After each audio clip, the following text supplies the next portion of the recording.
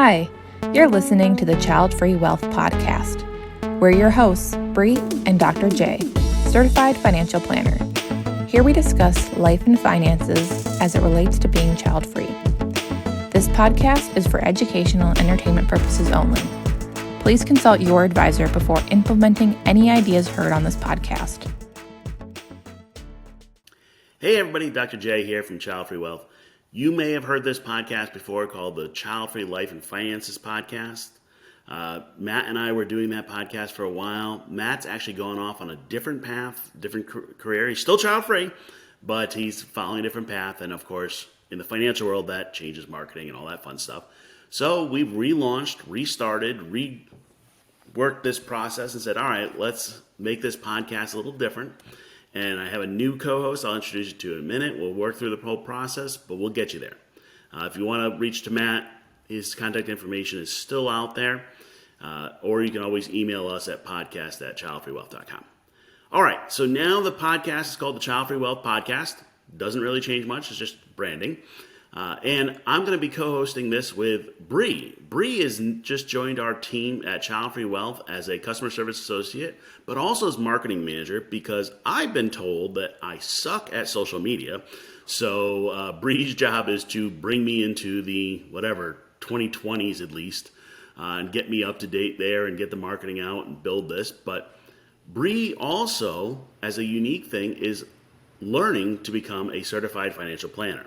We're going to have some fun with this because what we've decided is why not teach you all what she's learning?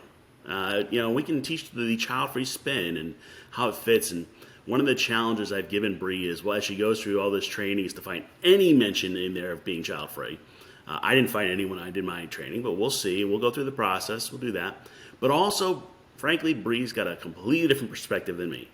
I hate to age myself, but she's 2 decades younger than me. So I feel like the old person in this room. And she has just a different look on things, and that's awesome. So, Bri, say hi and introduce yourself. Hi, my name is Bri Conn. I am working towards becoming a certified financial planner. I'm currently a marketer and working with Jay now. He has been training me these past few weeks to become a financial planner. It's going to take a few years, but I'm excited to do it. I've always had an interest in money, but I didn't really know where to go with it, and found out I could become a certified financial planner after a few years of listening to different podcasts and reading different blogs and following people online. I am child-free, like Jay said. It's just never felt like something I needed to have to be complete in life. And I'm really excited to go forward and learn more about what child-free means in money, and also learning how I can eventually help you guys as well. That's great. And I think one of the things you'll find is as you dive into learning about this finance stuff is you can go down whatever rabbit hole you want. Like you can spend all your time researching one little thing, or you can try to figure out all the financial planning process or how it is impacted by being child-free, and there's so much. It's like drinking from the firehouse. It is just way too much. And I know you're studying for the Series 65 right now, so kind of tell us what that's like and what that test's about. The Series 65 is a uniform financial law exam, so it is all very in-depth regarding laws and technical aspects of money. I'm talking about different acts from 1933, 1940, 1956, different things like that, client stuff. So that's where the experience portion comes in, and learning and watching different client calls and being in listening to those. Right now I'm just learning all of the little nuts and bolts back behind that a lot of people don't necessarily want to listen to or read about, and that's fine because it is all very technical and in-depth. So that's where I'm at right now. Yeah, the Series 65, man, that's kind of a rough haul because it's all the small details that just really almost don't matter to clients, but you're required to know.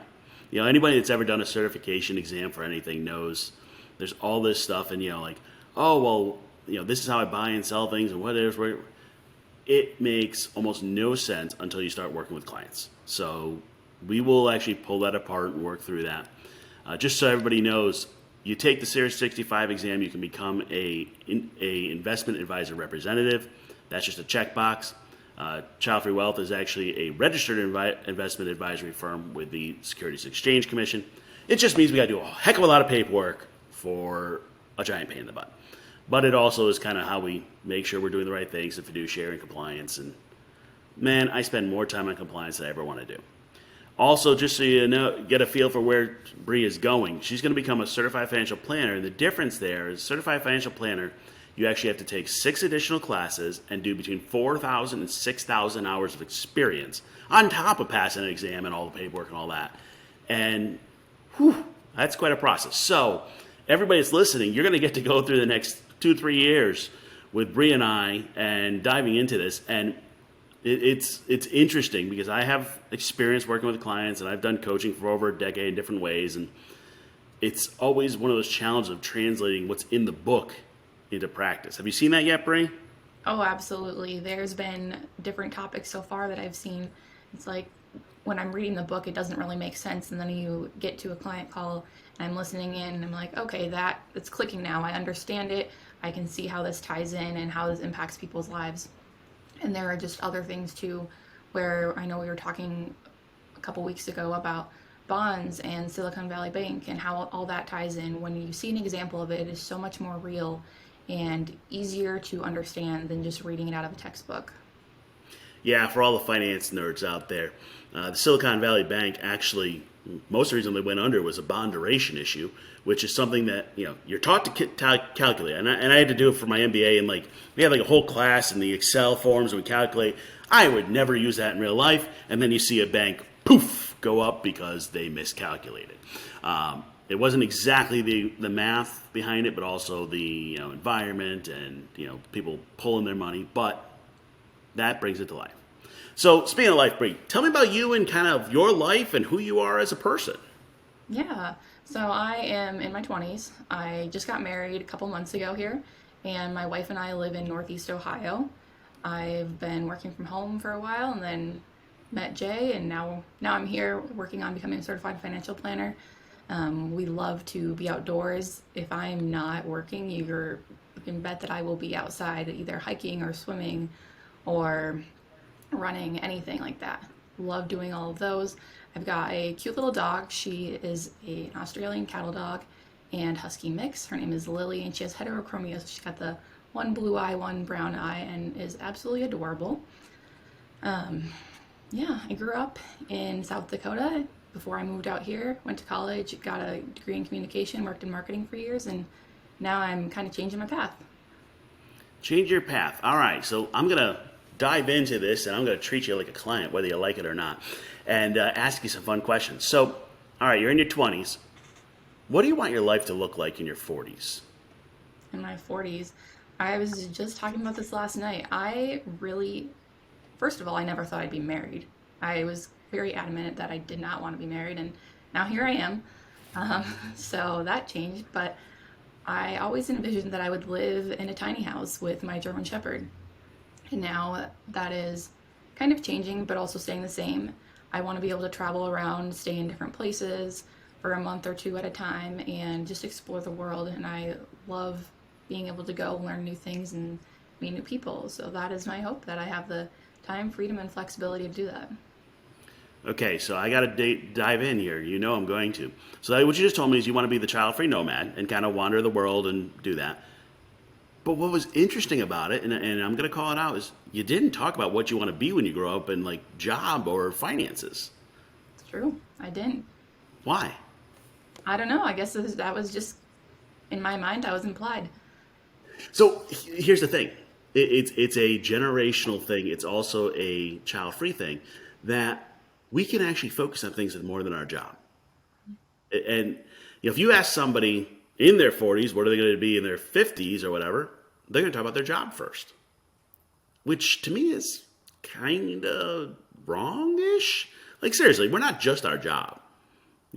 I do this job so that I can provide support for my wife and also so I can have good money to go boating. Seriously, that's why I work. If I don't, if I didn't have to work, I, would not have money for boating.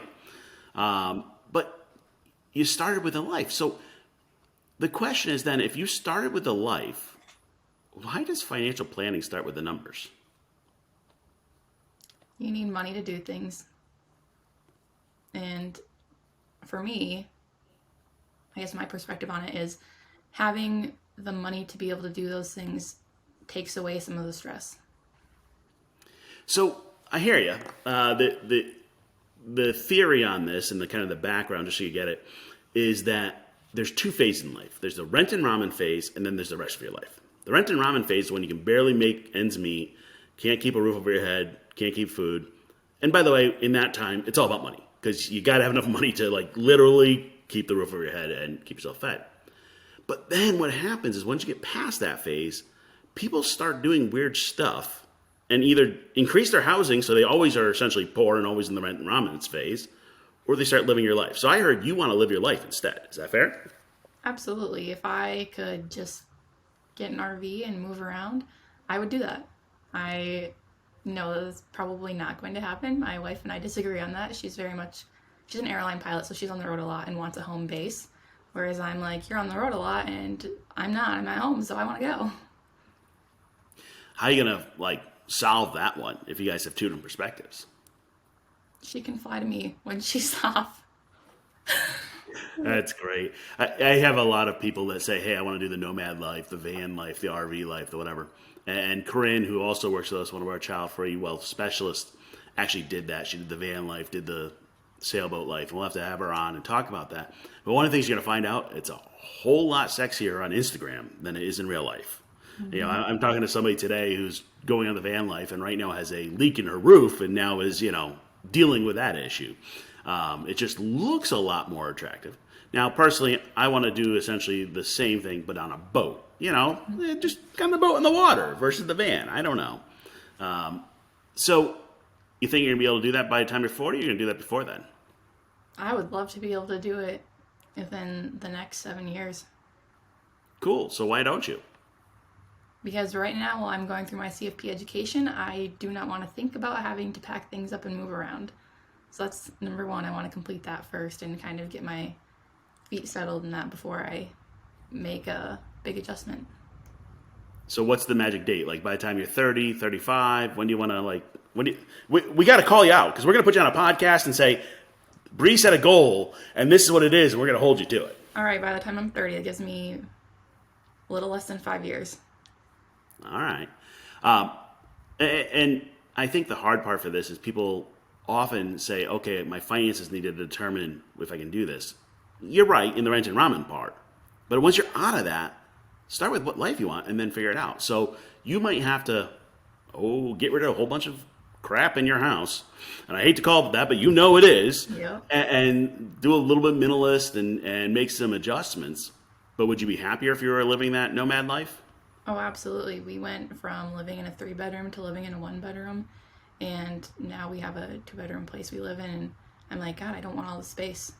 I would rather have less space and just be able to go and not worry about things. The 1-bedroom, it was small, but it was comforting because I could go do whatever and didn't have to worry about much. I think it's one of those things. I call it Marie Kondoing your life and figure out what brings you joy and get rid of the stuff that doesn't. And real quickly you realize the things you've been doing are not necessarily what you want to do. I mean, I don't know. This is where you and I differ because we got 20 years difference. Is you get to mid-40s and you're like, how did I get here? And often then we all hit what we call the child-free midlife crisis. You hit your personal, professional, financial goals. Then what? And you'll get to that. But you have all this future ahead of you, and I don't know. I'm just excited to see what you do with it. So we get to 30. How are we going to know you're ready? I would do it now if it wasn't for the fact that I know all of the work I'm about to go through and education is going to be difficult. So you're willing to sacrifice the next, let's call it 3 years, in order to have that different life? Mm-hmm. Why? Because sometimes when opportunities present themselves, you have to take them. And I did not think I would be working towards becoming a financial planner this soon. And, you and I randomly connected in a Facebook group, and now I'm here.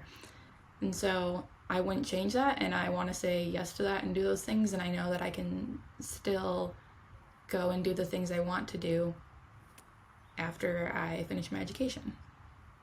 So what you're saying is it's my fault. I mean, hey, I guess if you want to call it that, then sure. You know, it's funny. I work with clients all the time, and I do what it's called life and financial planning. And I don't know. I joke about it, but it's true. I'm always kind of messing with people's heads. I open the head and spin around and say, okay, what are your goals? Cool. Let's go get them. And they're like, well, I can't do that. Mm-hmm. Did you have one of those moments? Oh, yeah. I mean, I don't know how much we talked on the phone and on Zoom, and it was just like, oh, I can do this already? Like, I never planned that. And it really threw me for a loop, and it was kind of hard to say, yeah, I can do that, and accept the fact that, yes, I can do it, and it's what I want to do, and I can do it so soon. Yeah, and I think a lot of people get stuck on that because, like, they're like, well, I have to do, like, the good boy, good girl things I have to do. You know, I have to do these things. They talk about the standard life plan, you know. Got to go to school, got to get married, got to have kids, buy a house. You know, or you can do whatever you want, seriously. And I swear half my time I spend just telling people, yes, you can do what you want. And they go, no, I can't. Well, yes, you can. No, you can't. And we get stuck in this back and forth. And it's about pulling apart all of these goals and debates they're having and saying, what really matters to you? And they go, okay, X, Y, Z. And then I go, well, let's go figure out a plan to do that. Mm-hmm. Does that sound about right, Bri? Oh, yeah, absolutely. I have spent quite a few years supporting my wife and getting her to where she wants to be. And for me to shift into saying, okay, now I'm going to be the person who's being supported has been difficult. And it's been, I think, harder for me than for her because I struggle to say, this is what I want, this is what I'm going to do, and I need your help getting there. We call it the garden or the rose approach, where one person's growing and one person's providing support. And it is hard to swap the roles. Let's be real on that. I mean, it just is. And it's obvious you need to, and you need to work through it. I mean, have we had the fights yet? Or we're freaking out, or how's it going? Between my wife and I, it's been pretty good. I've gotten better. And I know, like, you and I have talked before, you're like, okay, come on, Bri, fight for yourself. And I was like, yeah, you're right. I know I need to do that. And so it's been going pretty good. We do have very good communication between us. It's something we worked through. We've been together for almost 6 years. And so we've spent a lot of time working through our communication prior to getting married. And now having this change has been easier than I anticipated. But in my mind, it was going to be a lot harder, which made it hard for me to stick up for myself. That's fair. I mean, the relationships and the communication and working with a couple, that's a big part of it, you know, and figuring out the balance between them. And I think when you talk about the concept, they say, well, you know, we're dinks, dual income, no kids. Cool. That means that you can take turns growing and afford it. And then people go, yeah, but the dynamic in our couple would have to change. And it does. Like, I'm not saying it's going to or not. It just has to, so both can grow, and it's hard. You've also said, okay, I'm going to go buckle down and over the next 3 years become a CFP, which is not one of the easier ones to do. So we'll get you there. For everybody listening, you can also be involved in this podcast. We'd love to have you email us questions. We'd love to have you join us if you have a question or you want to just discuss things. You can reach out to us at podcast@childfreewealth.com. Also, Bri is going to be working on figuring out social media for me and for the group. And I laugh, because I put stuff up there and I know I'm doing it wrong, and I'm just going to hand it all to Bri. And she's joined the team just recently, so she's got to get up to speed on that. But you will be able to see us on all the socials at Childfree Wealth, and we will be putting up this podcast ideally every week. Might get a little off, but let's go for every week is our goal. So we'll be able to catch you as we go along. Also, be on the lookout. We're going to be doing some fun stuff with the Child Free Convention coming up in July. Also, August 1st is International Child Free Day. Keep an eye. We are actually going to do some contest, let's call it, because we have a billboard coming out in Times Square celebrating International Child Free Day, and there's going to be ways for you to be involved. So follow us on all the socials at Childfree Wealth. You can also visit us online, childfreewealth.com, and email us at podcast@childfreewealth.com. All right, Bri, let's dig in. Let's go into the next topic. Thanks and have a great day. All right, thank you. That's all for this week's episode of Childfree Wealth Podcast. Be sure to follow Childfree Wealth on social media or email us at podcast@childfreewealth.com.